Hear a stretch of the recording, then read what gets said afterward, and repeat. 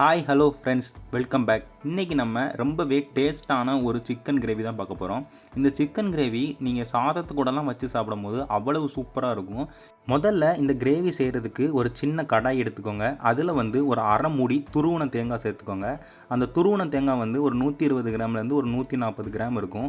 அதுக்கப்புறமா ஒரு 15 பாதாம் சேர்த்துக்கோங்க. அதுக்கப்புறமா ஒரு 15 அண்டிப்பருப்பு சேர்த்துக்கோங்க. கடைசியாக ஒரு 2 இஞ்சி பட்டை, அதுக்கப்புறமா 2 ஏலக்காய், அதுக்கப்புறம் ஒரு 3 கிராம்பு. இது எல்லாத்தையும் சேர்த்து இதை வெறுமனையாக ட்ரை ரோஸ்ட் பண்ணுங்கள். எண்ணெய் எதுவுமே சேர்க்காமல் இதை வதக்கி விடுங்க.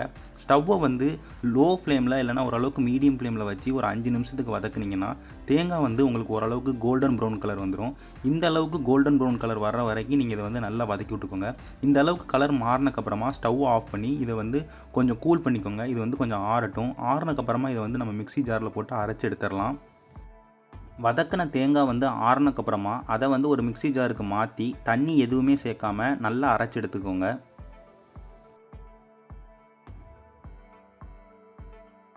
இந்த மாதிரி தேங்காய் நல்லா அரைச்சி எடுத்துக்கோங்க. இதை ஒரு பவுலுக்கு மாற்றி வச்சுக்கோங்க. இதை நம்ம சிக்கனை மேரினேட் பண்ணும் போது இதை நம்ம சேர்த்துக்கலாம். இப்போ இன்னொரு பவுல் எடுத்து வச்சுக்கோங்க. அதில் நம்ம சிக்கன் சேர்த்துடலாம். சிக்கன் அரை கிலோ சிக்கன் எடுத்திருக்கேன். போன்லெஸ் சிக்கன் எடுத்திருக்கேன். நீங்கள் போனோட கூட எடுத்துக்கோங்க. சிக்கன் சேர்த்தக்கப்புறமா ஒரு 2 டீஸ்பூன் மிளகாய்த்தூள் சேர்த்துக்கோங்க. அதுக்கப்புறமா ஒரு 3 டீஸ்பூன் இஞ்சி பூண்டு பேஸ்ட்டு சேர்த்துக்கோங்க. அதுக்கப்புறமா 1 டீஸ்பூன் உப்பு சேர்த்துக்கோங்க. அதுக்கப்புறமா தயிர் ஒரு அரை கப்பு தயிர் சேர்த்துக்கோங்க. கிட்டத்தட்ட ஒரு 100 கிராம் இருக்கும். அதுக்கப்புறமா கடைசியாக நம்ம வறுத்து அரைச்சி வச்ச அந்த தேங்காய் இந்த சிக்கனோட சேர்த்துடலாம். சிக்கனோட சேர்த்து இது எல்லாத்தையும் இதை நல்லா மிக்ஸ் பண்ணி விட்டுக்கோங்க.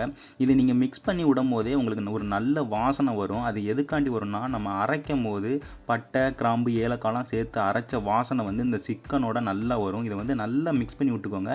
மிக்ஸ் பண்ணி விட்டு ஒரு மணி நேரத்துக்கு விட்டுக்கோங்க. அதுக்கப்புறமா நம்ம கிரேவி செய்ய ஆரம்பிக்கலாம். இந்த வாசனை, அதுக்கப்புறம் இதோட டேஸ்ட் எல்லாம் இந்த சிக்கனில் நல்லா இறங்கட்டும். 1 மணி நேரம் கழித்து சிக்கன் செய்கிறதுக்கு ஒரு கடாய் எடுத்துக்கோங்க. அதில் ஒரு 30 கிராம்லேருந்து ஒரு 40 கிராம் பட்ரு சேர்த்துக்கோங்க. பட்ரு உங்கள்கிட்ட இல்லைனா நீங்கள் நெய் சேர்த்துக்கோங்க. நெய் சேர்க்கிங்கன்னா ஒரு 4 டேபிள் ஸ்பூன் நெய் சேர்த்துக்கோங்க. பட்ரு சேர்க்கிங்கன்னா உங்களுக்கு நெய்யை விட கொஞ்சம் நல்லா டேஸ்ட்டாக இருக்கும். அதனால் முடிஞ்ச அளவுக்கு பட்ரு சேர்த்துக்கோங்க. பட்ரு எல்லாம் நல்லா உருகுனக்கப்புறமா நம்ம மேரினேட் பண்ணி வச்ச சிக்கனை இந்த கடாயில் நம்ம சேர்த்துடலாம். கடாயில் சிக்கனை சேர்த்து இந்த பட்டரோட இதை நல்லா கிண்டி விடுங்க. ஒரு 2 நிமிஷத்துக்கு நல்லா கிண்டி விட்டிங்கன்னா லோ ஃப்ளேமில் வச்சு இந்த பட்ரு எல்லாத்தையும் இந்த சிக்கன் ஓரளவுக்கு உறிஞ்சிரும். அந்த அளவுக்கு நீங்கள் நல்லா கிண்டி விடுங்க. பட்டரே தெரியக்கூடாது. அந்த அளவுக்கு இந்த சிக்கன் இந்த பட்ரு எல்லாத்தையும் உறிஞ்சிரும். அந்த அளவுக்கு ஒரு நிமிஷத்துலேருந்து ஒரு 2 நிமிஷத்துக்கு கிண்டி விட்டுக்கோங்க.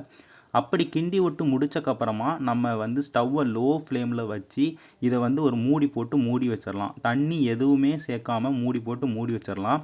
சிக்கன் ஒரு 2 நிமிஷம் கொதிச்சுன்னா உங்களுக்கு அது தண்ணி விட்டுரும். அது தண்ணி விடுற அளவுக்கு நம்ம இதை கொதிக்க விடணும். அதனால் இதை மூடி போட்டு ஒரு நிமிஷத்துலேருந்து ஒரு 2 நிமிஷத்துக்கு கொதிக்க விட்டுக்கோங்க. சிக்கன் தண்ணி எல்லாத்தையும் உங்களுக்கு விட்டுரும்.